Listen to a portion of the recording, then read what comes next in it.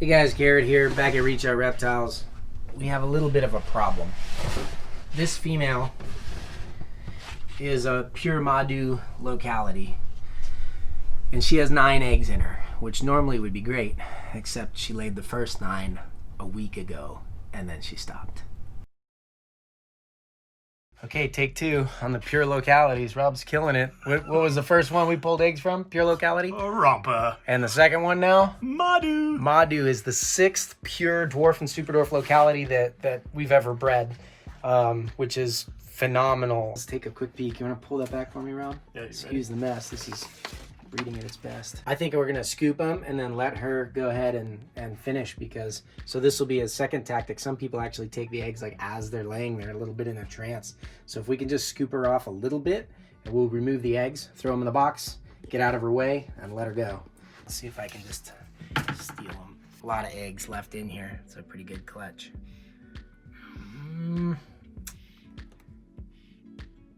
Yeah, I don't know, man. Leave her. Yeah. She's grabbing them. She's working it. She's gonna glue them on there. It's gonna be a pain to pull all those apart. I don't know if I wanna. I don't know. So here's what's the trick. I would love to grab them where they're all flat. One layer, I can just drop them in there. And then the second batch that she'll lay, the second half, I can throw in another one and be good. If I let her finish, that's a big, she's got how many out already? 12, 13? Yeah. And she's got half a clutch left to go. So for its tiny female like that, phenomenally large number of very small eggs, which is cool.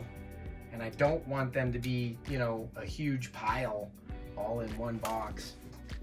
I don't think she's in enough of a trance though. Seems like she's kind of taking a break. So I'd like to get those good eggs out, especially if there's some kind of issue, because she's been laying all day and since last night. Decisions. It's not always so clear cut. No. Not always so clear cut right thing to do. But she's definitely like stopped laying, you know. She's been on this number of eggs for the day now, almost. I'm sorry, sweetie. All right. We got it. Yeah, she's definitely got some more left in there, but let's get these out, get them safe. 1, 2, 3, 4, 5, 6, 7, 8, 9, 10, 11 so far. I mean, I'm gonna say she probably has like 6 to 8 more. Yeah. In her. She's still pretty full. So we're gonna leave her alone. Try disturb her as little as possible, but at least we have these out. They're kind of one layer. I'm happy to incubate these. These are the first Madu eggs in the US, I think in a decade or so that I know of.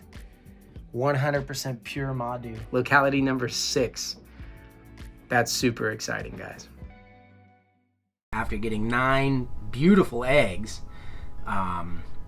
you know, she basically cleared half of her reproductive system out, and the other half is stuck.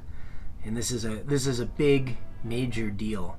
I'm not really worried about the eggs at this point. I mean, I've gone my whole life without breeding Madus, and sometimes, you know, establishing or reestablishing these new populations is, I mean, it's challenging, and you're fortunate at best if you ever get them to breed. It's not like a regular thing. It's not like buying captive bred babies, raising them up, and being successful. You know, these things they're tougher. You know, so we go in there to film this video, and at first I'm very excited because holy smokes, we have Madu eggs. We could tell they were fertile, they were looking good, nice small clutch. And then as I began looking a little bit closer, I noticed she wasn't done. And it's almost a religious belief of mine at this point not to mess with the female until she's totally done laying eggs. So typically I would have just pushed it back in, but I don't know, it's a little hard to describe. There was just something, I just had a little bit of a gut feeling that something was wrong with her, that, you know, she had laid so far and that she was not gonna lay anymore. I don't know if it was the way she was laying with her body.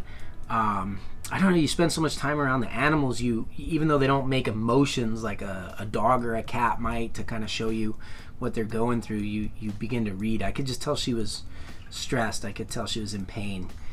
And we made the decision to pull those eggs. I was really second guessing myself when we did it, but now, almost a week later, I'm really glad that we did, because the eggs are over there in the incubator. We have since taken her out, washed her off, cleaned the cage, removed all of that egg scent, and we've been doing what we can to gently help her to express the rest of these eggs. If they stay in her, she very well could die.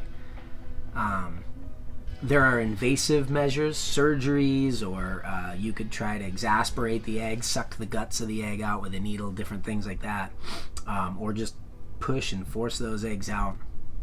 But you know, I've been around the block before. I've had a lot of experience, and when a female gets eggs stuck inside of her like this, it is not a good thing. And I'm not convinced that any of the, you know, more drastic measures to get the eggs out actually help at all.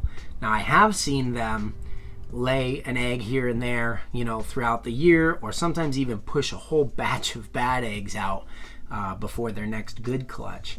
So not all hope is lost, but to go this far into the Madu project, get a small little handful of those, you know, those precious Madu eggs, and then have the thought that you might lose your female altogether is frankly terrifying.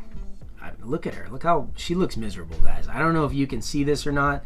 We call it fired up when they get real bright, and fired down when they get real dark. And when she's fired down, she isn't feeling good. Can you see? Look at the white side rosettes. They're normally bright white. Her head is almost like a pale blue when she's fired up. But all these spots where the scales should be white, they're actually filled in with melanin. I don't know. I hope she's going to be okay. Anyway, people always wonder why undoubtedly, whenever I make one of these videos, people ask, what are you trying to accomplish? Am I going to cry on camera? Am I trying to get pity or any of that? And that's really not what it's about. You know, usually we just like to educate what it's like to live with and work with these animals, and that's just not always pretty. So I wanted to give you guys this update on the video of us pulling the eggs, just so you can see what's going on. But we're going to go ahead and leave her alone now and really just work with her and hope for the best.